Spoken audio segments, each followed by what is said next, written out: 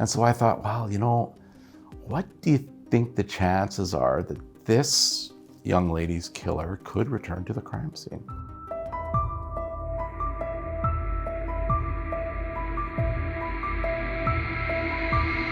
Man found dead Been a random attack. Worried about a spike in domestic violence.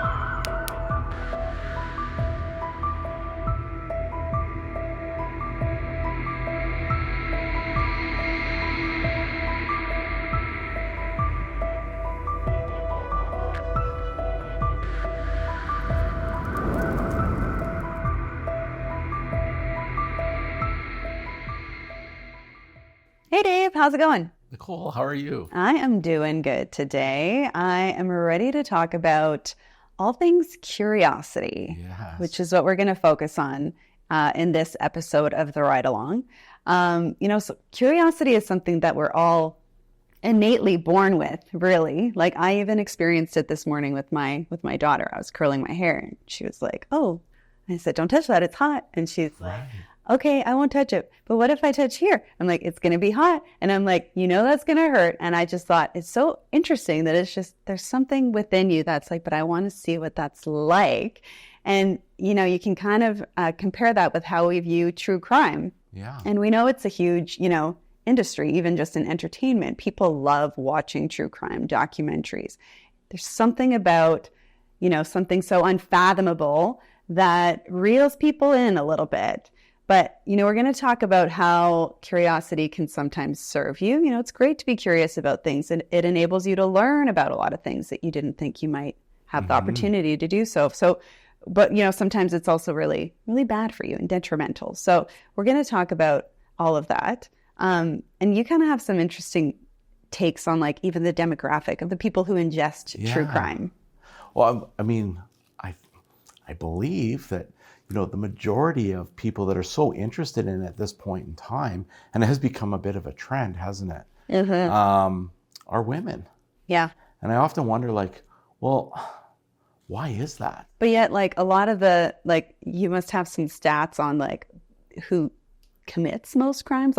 Are they mostly men? Yeah, they're almost all men. Right. Especially violent crime. It's almost exclusively a man's club. I mean, right. Certainly there's women that have been involved in violent crime, but it is right by far the type of crime committed by men mostly. Mm-hmm. So sometimes when I think about the demographic and why women are so interested in true crime, I think is it because when you're laying beside your partner, are you looking and wondering, are they capable of cutting me up and putting me in a suitcase like the guy was or did on the show I just watched? I don't know what it is that it makes it so interesting. Yeah. But it is something that is definitely, is feeding the narrative of true crime right now is the interest shown by women in that demographic. I wonder if it's the maternal instinct that kicks in, and some of us have the need to kind of fix people.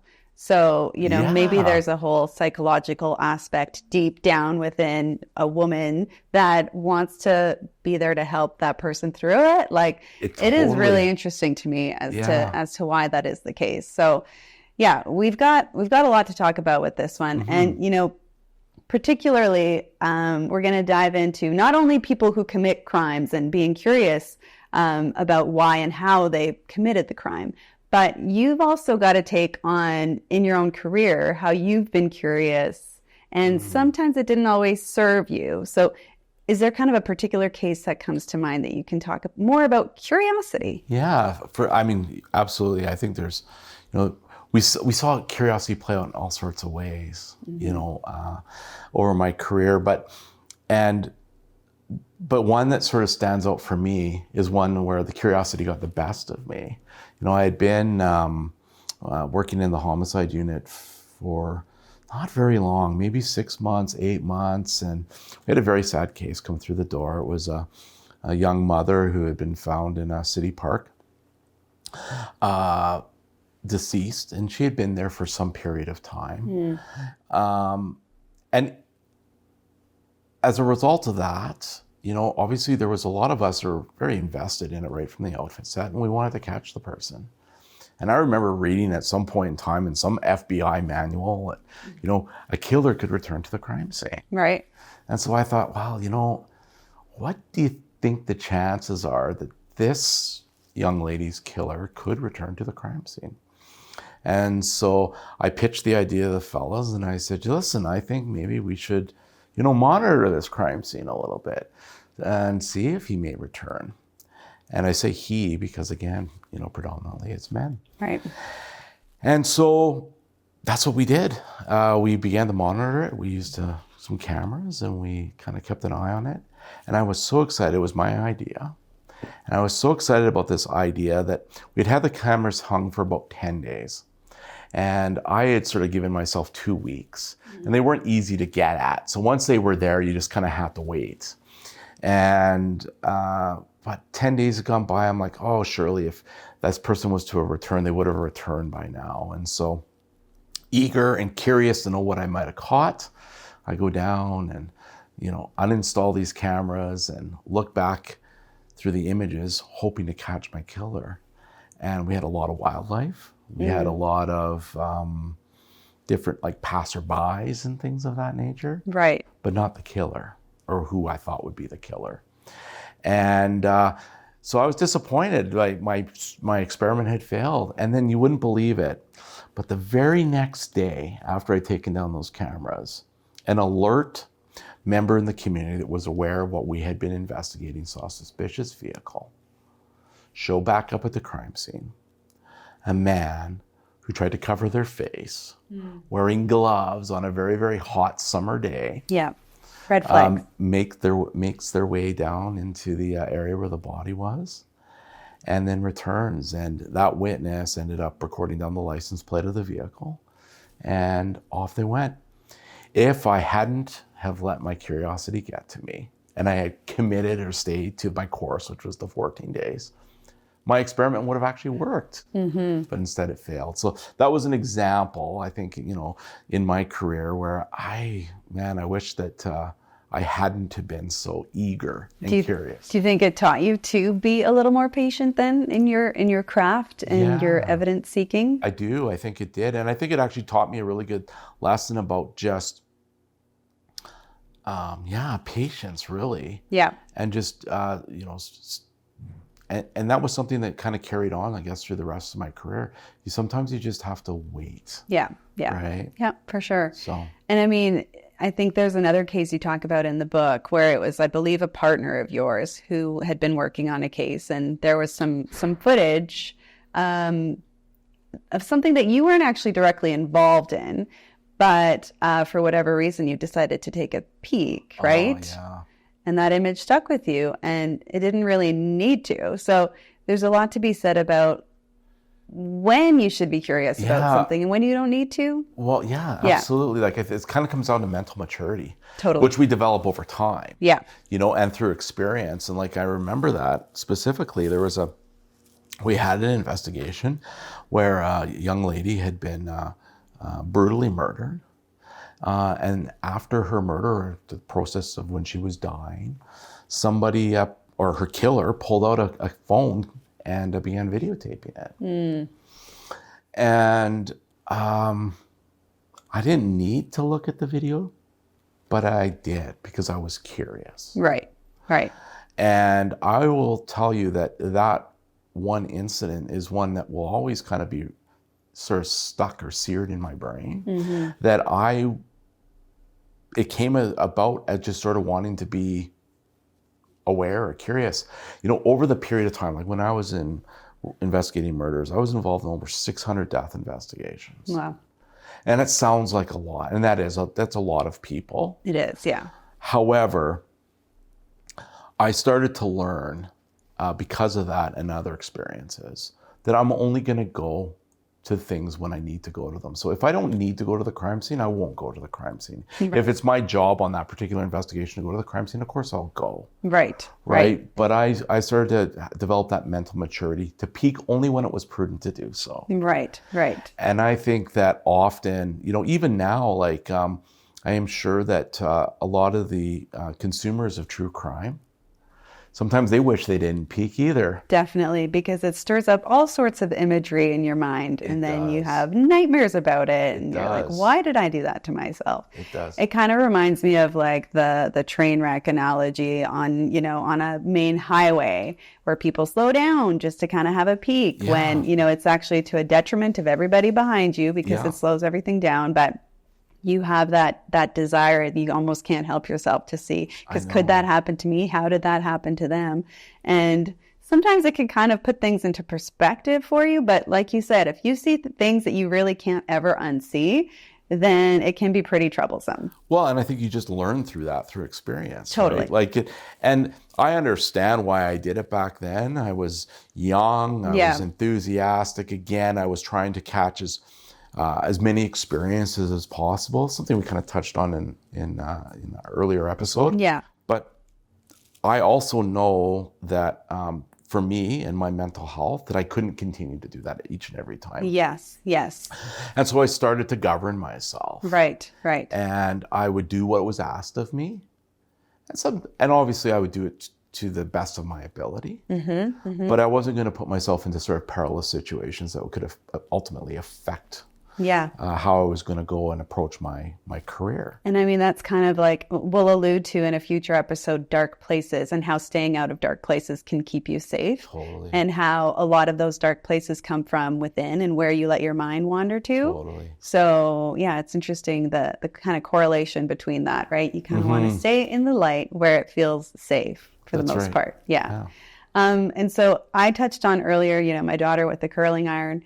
But, you know, obviously kids are born with this, and there's a lot they have to learn about in this world. So curiosity really helps to drive that education and the knowledge that they have and the person that they're going to become.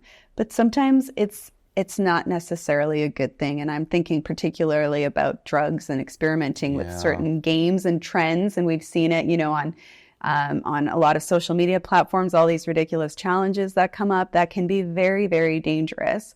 But it's like you want to kind of follow the crowd. You want to find out what that feels like. And yeah, so you must have seen a lot of that in your career as well. I have two cases in point. I mean, they're disturbing. Yeah. On a level, but you know,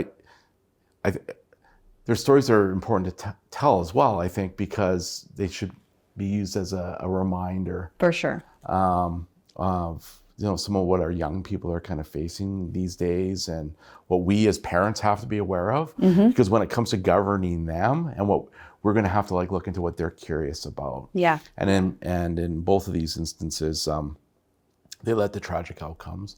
But one was exactly that. It was a result of one of these challenges that had circulated around the internet, and it was called a choking game.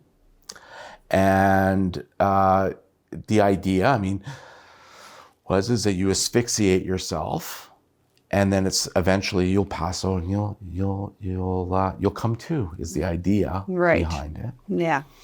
And the challenge is to have, you know, basically people do this and see how long it would take before they asphyxiated and then came back to.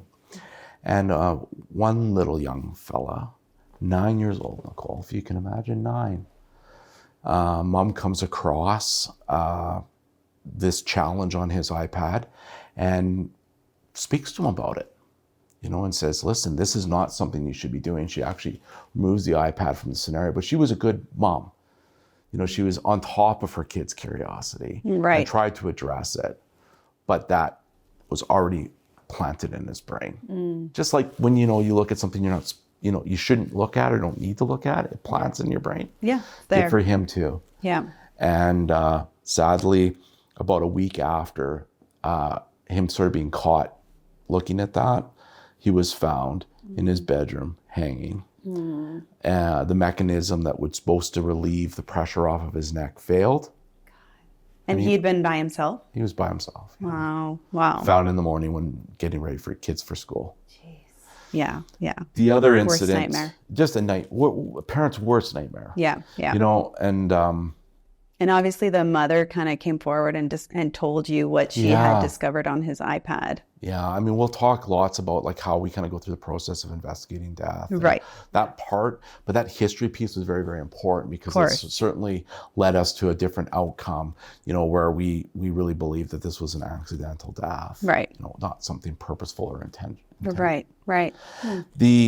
Another one that was another tragic thing was a couple kids, again, young, under 15, 12, 13 years old. I can't remember their exact ages, but one night they're having a sleepover, and once the parents go to sleep, they decide that they're going to jet set off into the world and travel downtown. And wow.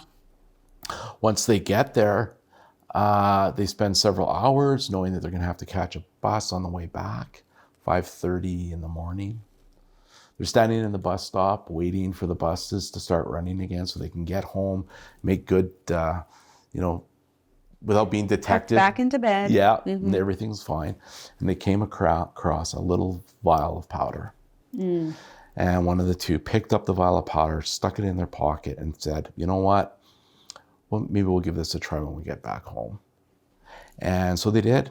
And when they got there and they got themselves tucked back into bed, they remembered the vial, pulled it out of their pocket, and each took a snort. One of those children lived, and one of those children died. The vial was full of fentanyl. Wow. But it was a response to sort of a curiosity. How do we deal with this? So, I mean, like, these are tragic outcomes. Yeah. So how do we as people, how would you deal with it as a parent? If you're in that scenario. Yeah, well, I know like social media and iPhones and everything, it's something that scares me because it's still fairly new in this, next upcoming generation. And they're aware of so many things that we weren't aware of, right? Yeah. So, I mean, for me, it's a matter of monitoring. Obviously, I know there's a lot of tools that you can use, but, a lot of it is terrifying because it is beyond your control. Yeah. Sometimes it depends on who they really jive with at school and not necessarily the good crowd. But you don't really know who they're going to connect with and what that person has seen in their family. And so I just really encourage my daughters to talk to me about absolutely anything. And I'm making a conscious effort now to never pass judgment because I feel like that seed can be planted where it's like, oh, Mom's reaction to that wasn't exactly what I was looking for. So now, like, I actually have a thing with my eldest daughter that she has a journal. And I said, if ever you want to talk to me about something, but you're not sure how you want to approach it, write it in your journal and come leave it under my pillow. And then I'll take a peek under my pillow. And if I see something written in the journal, I'll read it, and then I can reply to her in the journal, leave it under her pillow. I love that idea. And she can now read my response and my guidance and my advice, and her and I will have never had to actually talk about it. So I read that from a friend of mine, Kristen Hallett, who I thought, that's gold. Because I remember as a kid feeling like sometimes there's things you can't really talk to your parents about. Yeah. But how freeing it is to be able to actually connect with your parents in that way. So that's something that we've kind of started, and I think that's really important, at least a way to try to curb this dangerous curiosity. One of my mistakes, I think, like when we all have them as parents, but sometimes when we hear those, say you read something in the journal and it upsets you. Yeah. The natural reaction is to become upset. Yeah. Which ultimately is going to lead to a different path. Totally. Which is going to be no more expression through the journal. Exactly. So, when I think people, take on things like that, parents and specifically, we have to be prepared. Like if we tell our children, hey, listen, if you're at a party and you drink too much and you can't drive home, you just call me and I'll be there. Yes. That can't come with lecture or reprimand. Yeah. And actually, or that call will never happen. There's a thing now where you can have like a code emoji with your kids and they can just send, let's say it's like an ice cream cone, and they text you an ice cream cone. That's like their pass. Okay, you got to come pick me up. This is where I am, but don't ask me any questions about it. But just know, hey, I'm going to be there. We don't have to talk about it, but you can always count on me. And then, in case you're in a situations where your friends might be like, oh, you're going to call your mom. And, because a lot of people are probably deterred by that as well and the social side of it. So at least if you've got this kind of secret emoji, then it can go under the radar a little bit, but you can still be safe. So, technology and social media, there's ways to get that positive angle from it as well. Yeah. But you just kind of have to learn to live with it because it is obviously here to stay. And I honestly think that like what you're doing and what others can do in these scenarios, like if somebody was to say, well, how would you handle it into the future? As a parent, you come across a challenge to asphyxiate yourself. How would you deal with that? Well, it's having open, honest discussions. Yeah. And really kind of laying it out and being very, very, matter of fact, Yep. And that should be coming around all sorts of issues. Yeah. From like a social media challenge. Yeah. To drug. Yeah. Use and all of those things. Having that open environment where you can exchange without a lot of judgment will, I think, do our young folks better, our children better. And truth be told, creating that safe space and that soft landing spot for our kids, one day we might not even anticipate it, but when I've come across women, for example, who are escaping sex trafficking, right, they require that in their family. That's how they're going to get back. They have to know that they still have that safe space. Right. Somebody that's leaving an abusive partnership. We'll talk more about that later as well. Yeah. But again, families creating that safe space. It's so important, and it starts when they're very, very young. For sure. Yeah. I think the judgment is a huge part of it. So speaking of just, content that we are so often surrounded by, you do talk about just how curiosity can be damaging to the mind, as we talked about.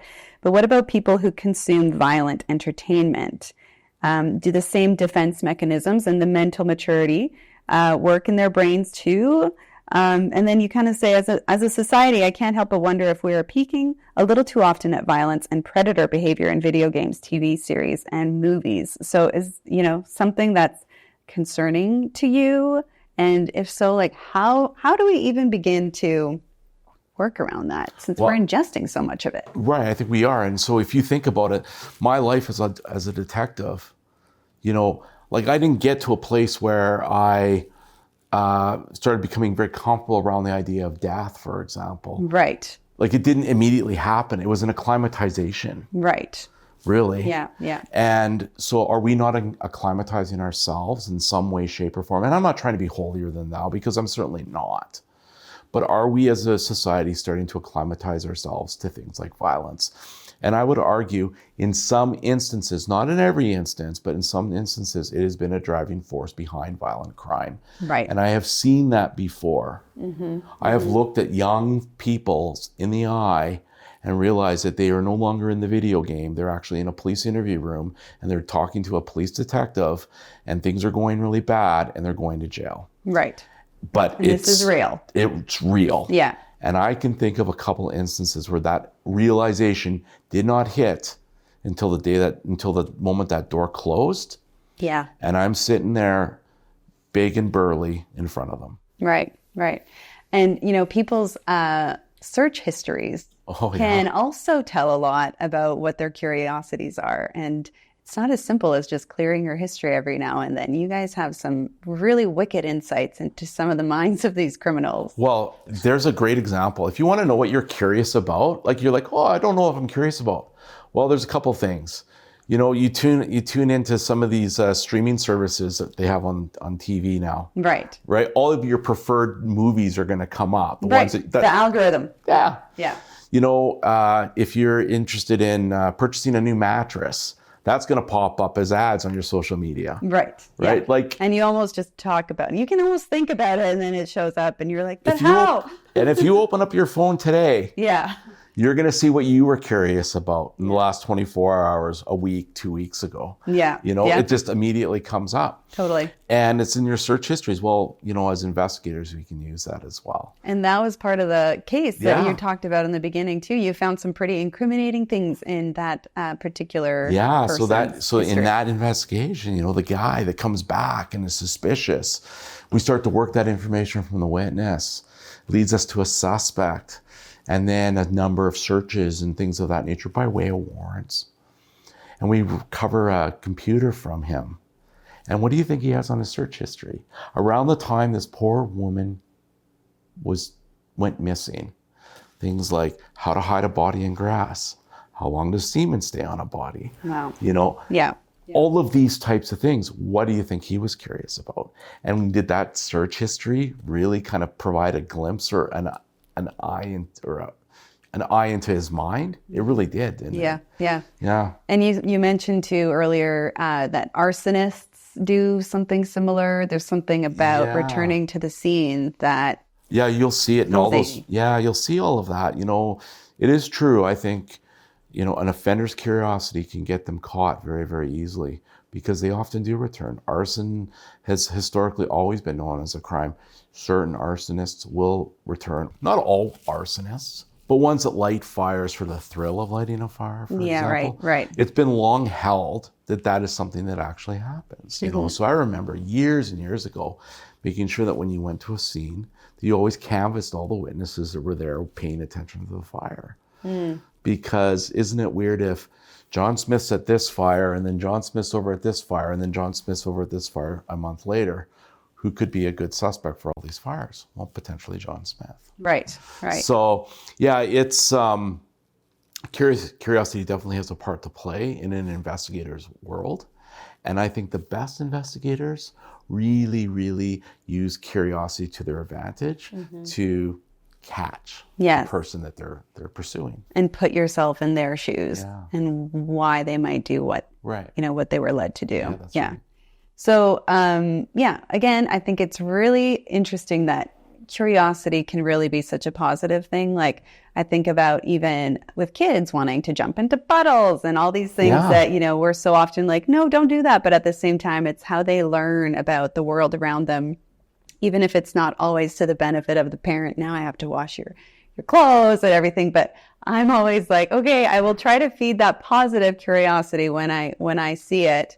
And then I guess try to deter you from discovering, you know, wanting to discover a lot of those negative curiosities too. So, so interesting about how people want to see what they have done. And I just think that's so fascinating that they actually want to return and see the damage done. But totally. I mean, I think like what I hope the takeaway from all of this is that like for everybody is just to remember, like, we don't have to always look at everything, right? And we should understand what we're seeing and what we're ingesting and how that could, you know, potentially affect us into the future. And so it's important, even though you're listening to a true crime podcast today. You know, peak only when it's prudent to do so. Yeah, and it kind of goes back to that self-governing that you were talking about too. You can apply a filter to your mind and, you know, think about the consequence of your curiosity too. That's right.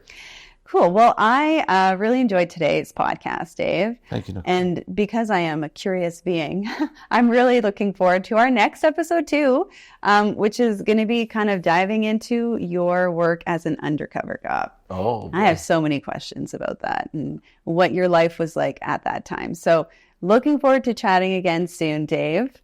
And we hope you join us again next time on The Ride Along. Well, we hope you enjoyed today's episode of The Ride Along, and if you're interested in learning more about Dave's career and the lessons he learned throughout, now that he's on the other side of it, be sure to pick up a copy of his book that he co-wrote with Sarah Cades called Skeletons in My Closet, and keep an eye out for his new release, Undaunted, with Susan Forrest. My mantra of leaving people better than you found them continues to be my driver, and I hope you're leaving this podcast today feeling inspired, informed, and inclined to live your dash. If you enjoyed today's podcast, please be sure to like and subscribe. And take care, everybody. Thanks for joining us on The Ride Along.